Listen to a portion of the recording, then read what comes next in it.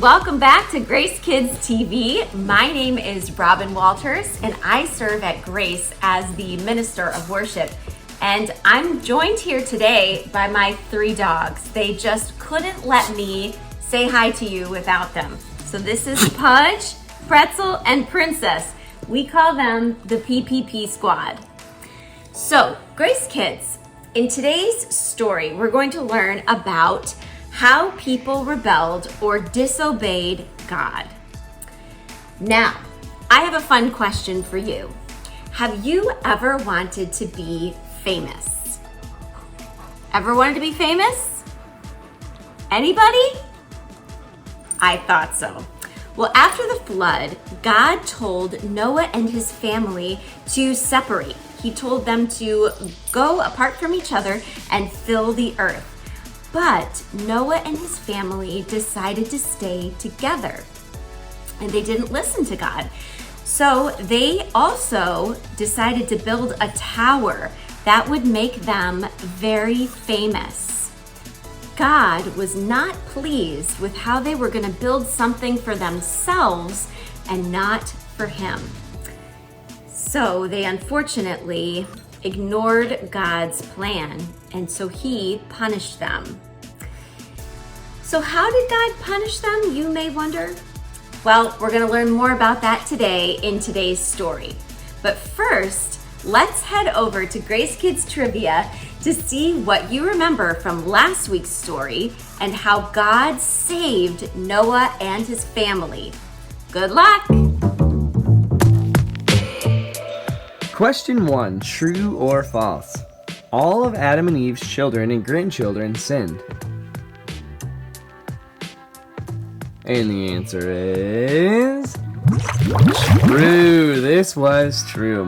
We talked about this last week as well, but ever since Adam and Eve first sinned, people are now all born sinners. Question 2, true or false? Because Adam and Eve's children and grandchildren sinned so much, God sent fire to the entire earth. And the answer is false. Hopefully we all knew this one, but God did not send fire to the earth. He actually flooded the earth with water because he was so sad to see all the sin that was happening. Question 3, true or false? God told Noah that he was going to flood the earth and instructed him to build an ark. And the answer is true. This was true. Noah obeyed God and built the ark just like God told him to. When it was finished, he went into the ark with his family with every type of animal, and everyone was safe. Question 4, true or false? After 4 entire days and nights, the rain stopped, the water went down, and the ark rested on a mountain. God instructed Noah, his family, and the animals to leave the ark. And the answer is false. This was maybe a really tough one for us today. But the rain didn't stop after 4 days and nights. It actually stopped after 40 days and nights of rain. After 40 days, God did tell Noah, his family, and all the animals to get off the ark. God had saved Noah and his family and all of the animals. And our final question of the day, question 5, true or false? God promised to never send a flood to cover the whole earth. He put several clouds in the sky to remind us of this promise. And the answer is false. This was another tricky one maybe, but God did promise to never send a flood to cover the entire earth ever again, but he put a rainbow in the sky to remind us of this promise. Although God rescued Noah and his family from the flood, there would later be an even greater rescue. Jesus would come to save people from sin. And when we trust in Jesus, he saves us from the punishment from our sin.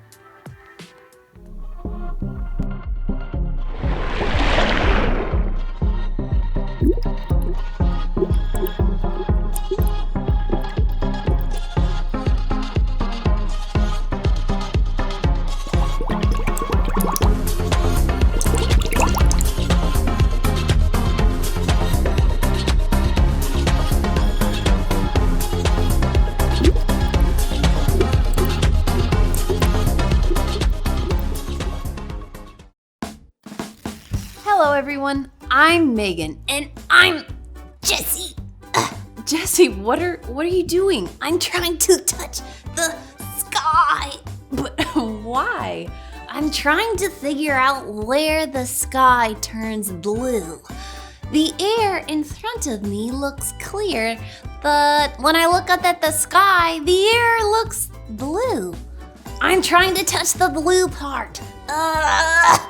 Oh, I see. I'm not sure where the sky turns blue, but some people in today's Bible story tried to build a tower that touched the sky. Ooh, cool. Well, it sounds cool, but actually God was not happy about what they were doing. He wasn't? No. Let me tell you the story.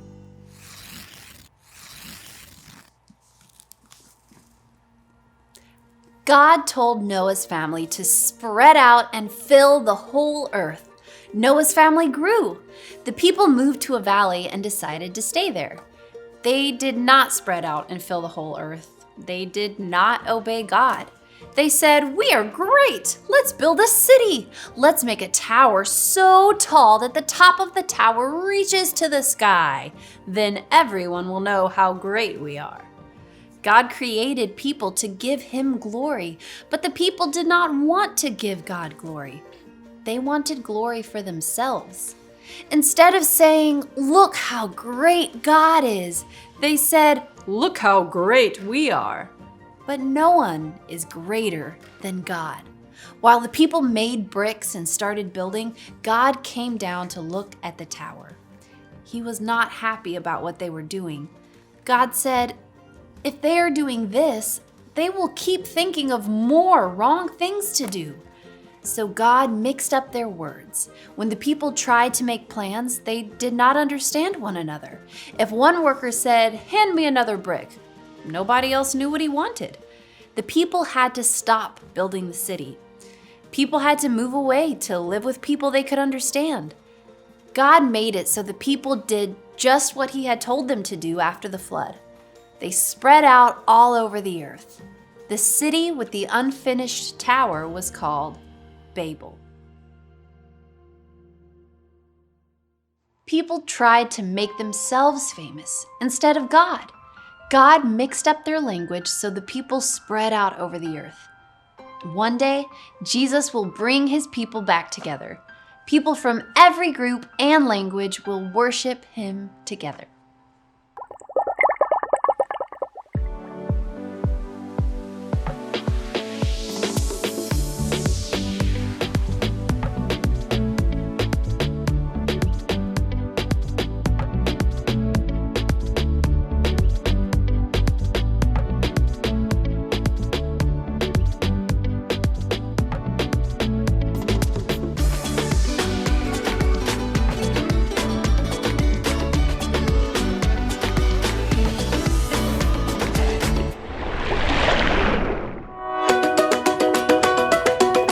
Hey Grace Kids, I am super excited about the craft this week. So we're not actually going to make anything, but we're going to play bingo. So all that you need is a bingo card, which I'm going to show you what the difference is, and some Chex cereal. It's actually apple cinnamon Chex.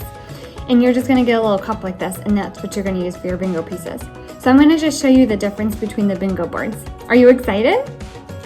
Okay, so if you are a 3, 4, or 5-year-old, in the ocean area, you're going to use the picture bingo. So you're going to get a bingo card with the pictures, and all of these pictures have meanings for the story.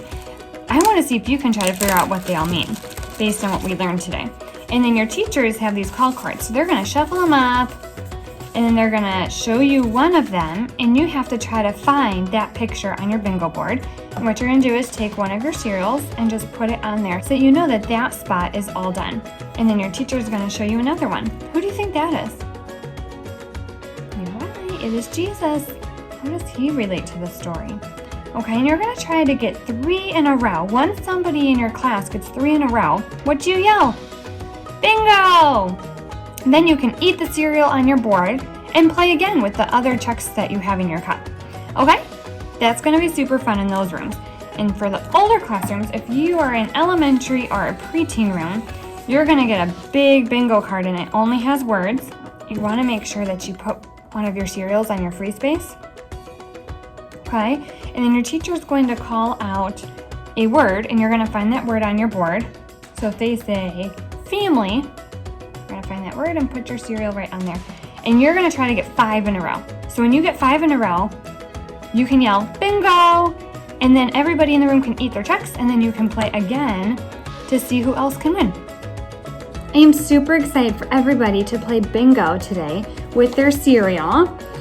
And I hope that you guys have so much fun and talk about the story and what these words and pictures mean in the story.